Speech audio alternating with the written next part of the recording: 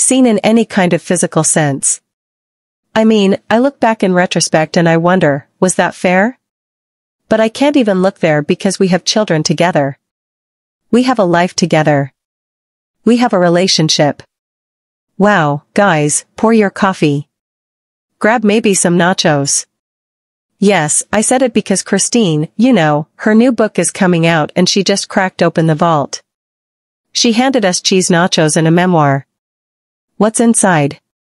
It's already popping out and that's why we need to discuss this. If you have not gotten your book, I'm going to show you how to get it for free in a second. But here we get to hear more about the infamous nacho cheese incident, which we've talked about for years, but now we have more information and it's actually heartbreaking. You know, that time that Kody announced to the world that he was disgusted by Christine. Today we're going to be taking a blast from the past. Basically, we're going to be looking back at the nacho cheese incident, the whole video. We're going to look at the present because I actually have an audio excerpt from that was released from People magazine, an audio excerpt from Christine's book. So you're going to hear her tell it with her own voice, which I love. But Kody's even more disgusting. He's even more infuriating. That's what we're going to go over today, because this whole thing is a damn mess. Hey, guys. Okay, so we have a lot to get into today. I see everyone. Let's see. Hold on. Let me pop up here. Let's do that one. There we go. Hi, guys. Welcome. Welcome, everyone. This is going to be a good one. I see you guys. Melinda. Darlene. Coastal Drive. Hello. Hello, good to see you. This is going to be interesting. Have you guys gotten your book yet? If you have not. And this is why I'm saying we should do Oh, listen, everyone to each their own. If you need to feel that physical hard copy, I get it. If you need to hold your Kindle and read it, I get it. But I am an audio girly. I want to hear this from Christine's mouth. So if you also want to, cause it's available today and you can have your free audio version right now after we get off this live, or if you want to do it right now, let me show you how to do it. There's a link that's also in the chat. It's also in the description. It's going to be pinned in the comment section. When you click it, you're going to go to a link that looks like this and you see how it says audiobook. This is not just, you know, someone else talking. It's Christine's own voice. She did it. It's her voiceover. So you see how it says $. For the audiobook. If you click on my link for all of my listeners, you see that $. For a trial. It's a free trial. It's a day trial. You can always cancel if you don't like Audible. If you want to keep it, keep it. But if you don't like Audible, cancel it after days. It's about hours in length. So you can definitely get that done in a day period. Okay, so get yours cause your girl is getting hers and we're going to be talking about it. But for now we need to start with the betrayal. We really do. And it's very interesting.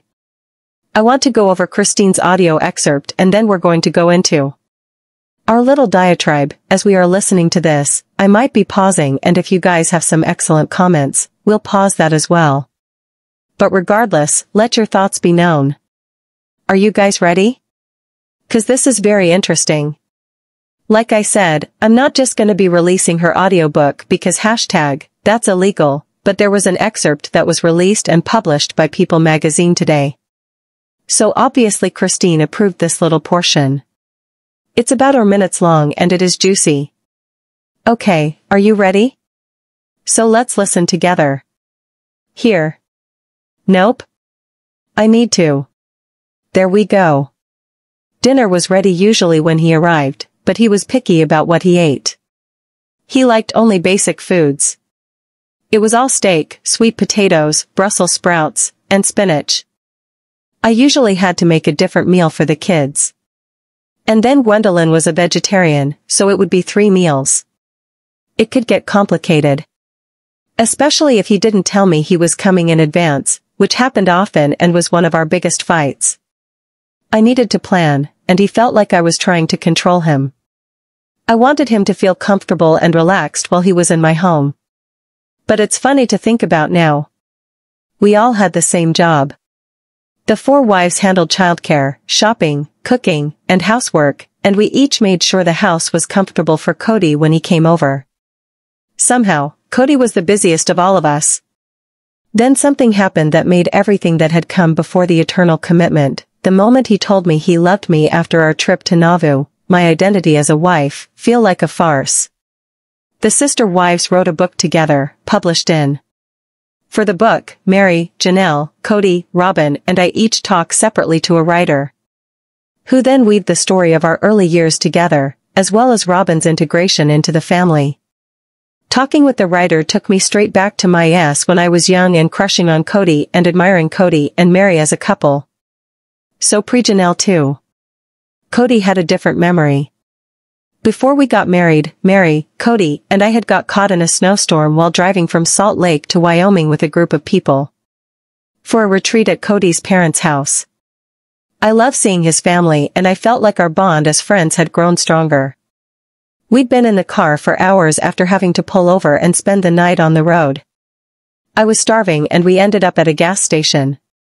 I ate a lot of junk food back then, and chili cheese nachos were my favorite thing. Hold on.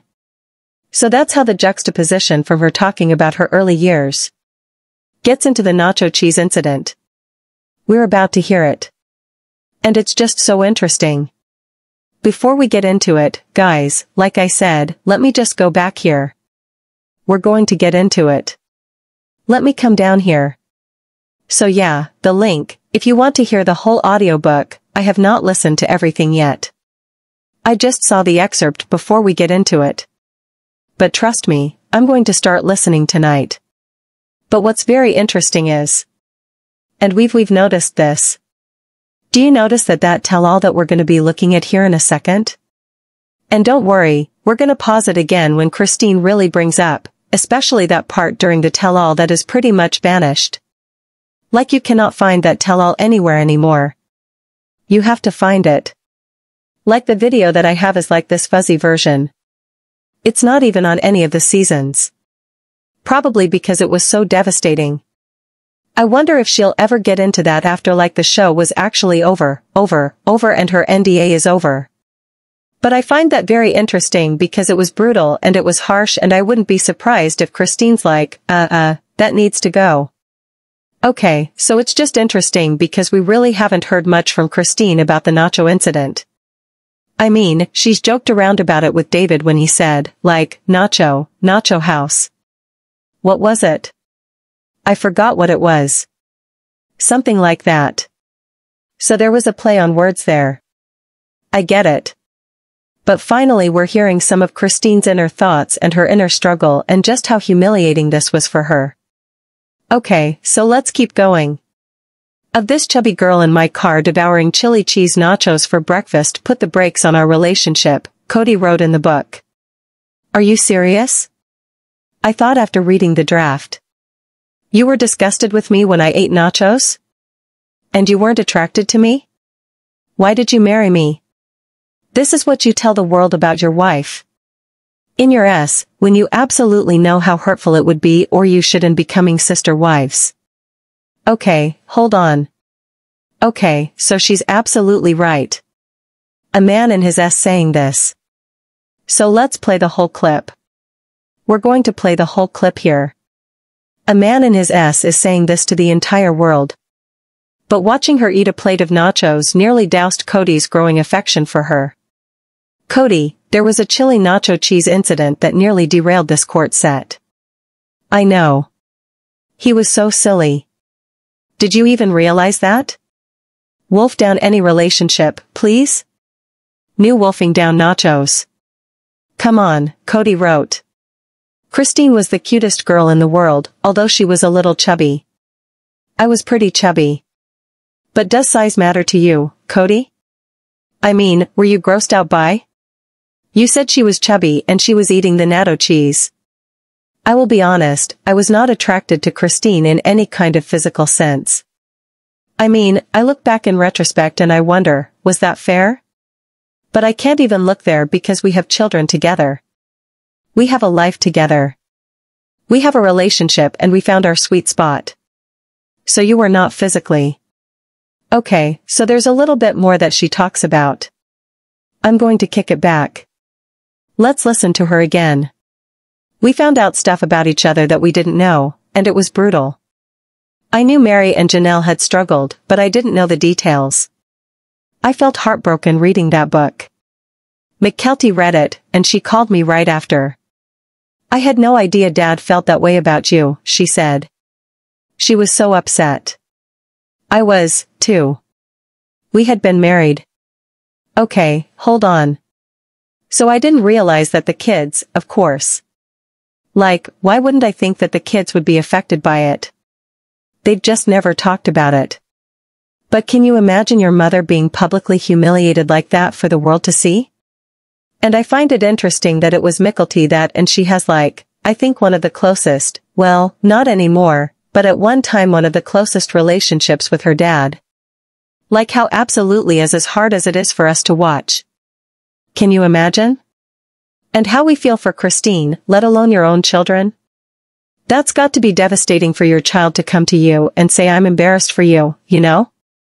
Anyway, okay, let's finish this. For about years when I read the book and I didn't have to, she told me right after. I had no idea Dad felt that way about you, she said. She was so upset. I was too. We had been married for about years when I read the book, and I didn't know Kody had never been attracted to me. I felt so humiliated. The whole world knew almost before I did. And now my kids knew too. On camera, in front of the sister wives, Kody said, I was not attracted to Christine in any kind of physical sense. You can see the hurt on my face. Even as I initially tried to make a joke of it, you were not attracted to Christine, the host repeated back. That's an understatement, Kody replied. Janelle's face, Robin's face. Horrified. I tried to smile through it, but it came out as more of a grimace. Oh, Kody, gee, we just never know what he's going to say. Okay, before we go on, let me go back 'cause I want to finish this clip. Where is it? Okay, so this is the incident in question. This is what she's talking about. That's what we're doing. A blast from the past. Let's just go back. She was eating the natto cheese. I will be honest, I was not attracted to Christine in any kind of physical sense. I mean, I look back in retrospect and I wonder, was that fair? But I can't even look there because we have children together, we have a life together, we have a relationship, and we found our sweet spot. So you were not physically attracted to Christine? That's an understatement. You were grossed out by her. I won't say that, but the nachos pushed me out enough to make me go, okay, I'm waiting. How does it feel that you're hurt? That's horrible. Christine. I mean, I don't know. Here's the thing. I didn't see where Janelle looked horrified. I mean, maybe she's laughing uncomfortably, but I didn't see Robin and Janelle looking horrified. I don't know. But obviously we didn't see hours of footage of the tape, so I'm going to take Christine's word for it. But I remember seeing this. I was like, why are they laughing along? That's what I thought initially. Anyway, okay, let's finish up with Christine here. Why did you say you love me? Why did you propose to me? If you love me now, why would you hurt me so publicly? You can see the hurt on my face. Even as I initially tried to make a joke of it. You were not attracted to Christine, the host repeated back. That's an understatement, Kody replied. Janelle's face, Robin's face, horrified. I tried to smile through it, but it came out as more of a grimace. Oh, Kody, gee, we just never know what he's going to say. Why did you say you love me? Why did you propose to me? If you love me now, why would you hurt me so publicly? A knife to the kidneys. He played it like it was a tragedy, that he had to marry me. That wasn't the tragedy. The tragedy was that he kept me from someone who would love me. The tragedy was the narcissism of it. The belief that I wouldn't have moved on if he had laughed and said he wanted to keep me as a friend. You're really putting this in a book? Kody later said he had felt like he had to marry me because I was polygamy royalty because of my grandfathers. Had to marry me why? Had to marry me because you thought it would make you look good while knowing I would be eternally married to someone who didn't love me? I was heartbroken. That new bit of knowledge didn't help our relationship. That it humiliated me also did not help. What else wasn't true? I felt as if I had been robbed of the ability to make a good life decision because he hadn't told me how he felt when he asked me to marry him. I think that is such an excellent point that I hadn't even thought about. He is a jerk, Sam. Agreed. Something that I hadn't even thought about, guys, is the missed opportunity there. And just how narcissistic Kody's ego is to not turn her down. But really, right? Right, Tracy, it is beyond messed up. And it's hearing it from Christine's perspective even makes it more tragic, right? Because here's what's crazy.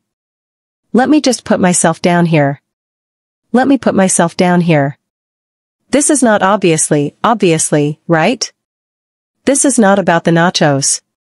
This is about Kody's fragile little ego, and Christine is telling us that in her she was young and hopeful and honestly just, dared to eat nachos at a gas station. And instead of laughing it off like any normal human being, Kody is there, locked in that moment, traumatized. Traumatized because he saw a chubby girl eating nachos and his attraction went out the window. Does anyone else? Has anyone else ever heard a story? Seriously, because there are some messed up people out there. Have you ever heard of any of your friends, your coworkers, your friends' friends being dumped or the attraction was lost because someone was eating food? I don't that. That's a new one for me. A narcissist has no actual grasp on intimacy. Kody he started his stupid demands back then. That was a red flag for Christine. And it's just about the humiliation that's just getting me. It is cruel. It's effed up. As Tracy said, it's cruel. As Kathy said, it is cruel. It's humiliating. 'Cause Kody didn't just think. I don't know. He didn't just keep it as this awkward. Yeah, it's a first impression. He published it in a damn book. A book that I didn't even think of his children are reading. It's there forever. It's there. Years into a marriage, he's announcing. Hey, by the way, you know what? I was never attracted to you. Her eating her nachos was absolutely disgusting. Who does that? Oh, right, Kody. Kody, the man who will protect his ego and his woman. When I mean woman, I'm talking about Robin at all costs, but tossed the mother of his 6 children under the bus for money, for a storyline, for drama, to insult her. And she's going to say something here in a second. That's awesome because touché, Christine. Touché. I can't wait. I cannot wait till we get to that part. So wait for that. That's very interesting. But Christine describes the humiliation perfectly. Not only did you have to hear this and process this rejection decades later. Her kids had to read it. Imagine your children calling you up and having to feel like their father threw you, their mother under the bus. That is psychologically scarring because it's not just it's bad enough that she was this rejected wife, but now she became this unwanted wife in a public way. It's beyond cruel. And can we just psychoanalyze Kody here for a second? Because let me just play. He's such a moron. Let's just watch him here. He's an absolute moron. Let's just watch him here. Let's just psychoanalyze him for a second, because this is textbook narcissism. You see, a narcissist loves to rewrite history. They love to maintain power. For years, Christine believed that their relationship was based on faith.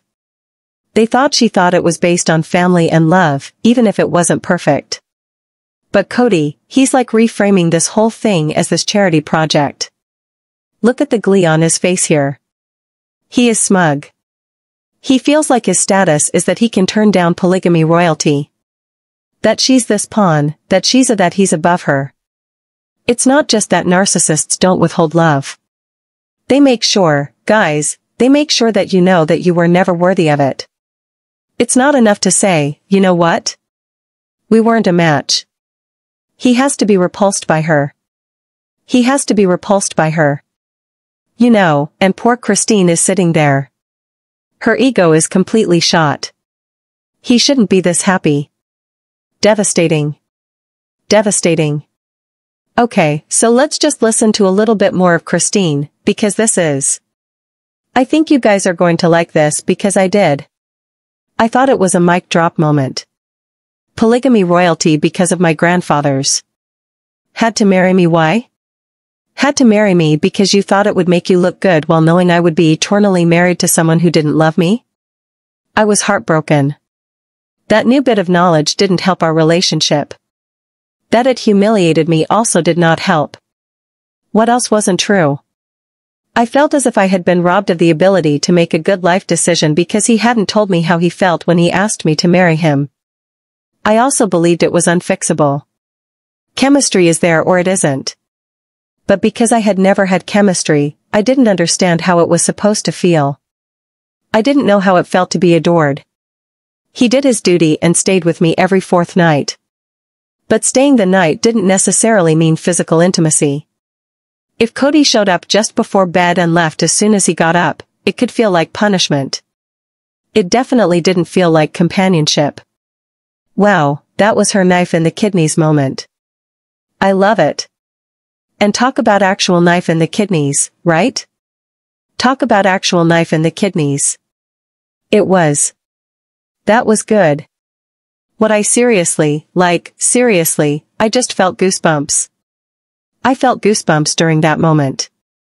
I was like, wow, Christine, that was amazing. And you know, it was punishment. Yep, Ashley says. I agree, IQ. I used to date a guy who was a narcissist for a year, and I've been single for 7 years. So much happier now. I'm so glad that you got out of that girl. I'm so glad that you're happy now. Happier now than you were with him. So I get how Christine is feeling now, right? Ashley, I'm so glad that you got out. There's nothing better than just feeling free and feeling peace. 'Cause being trapped and feeling the weight under the pressure of an unhealthy relationship is just horrific. It really is. And you know, like question here that we just have to go over is. I know the answer's heartbreaking. I know that she didn't know any better. But the question is like, why did Christine stay? She admits here. We know she didn't understand what chemistry was. No wonder that she would look at her and David in that tenderness. Like, I feel like anyone that was given her slack before may feel a little bit bad now, you know? She thought that marriage was only like percent duty, not desire. She thought that love meant showing up every fourth night and maybe getting a few scraps of attention. That's how low the bar was set. And as she so eloquently stated, if you've never been adored, you don't realize that you're starving.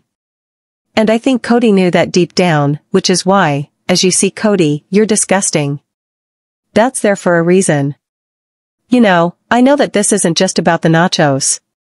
It's darker and it's deeper than that. It really is. And so this was something that we had done a while ago. This was the nacho cheese incident. I don't know if you guys remember. We did like a skit based on Kody's words from the book. So these are his actual words. It wasn't just so. So I did a combination of his words that he said during this horrific interview that's not even on Sister Wives. You can't find it anymore. And then excerpts that were in that first book, Becoming Sister Wives, to come up with a very old nacho cheese skit.